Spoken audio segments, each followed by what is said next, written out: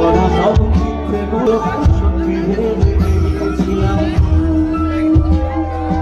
তাই বুঝি কি করলি আমার ব্যথা দিলি শেষে, তোর মতো কে দারুণ করে মিথ্যে ভালোবাসে।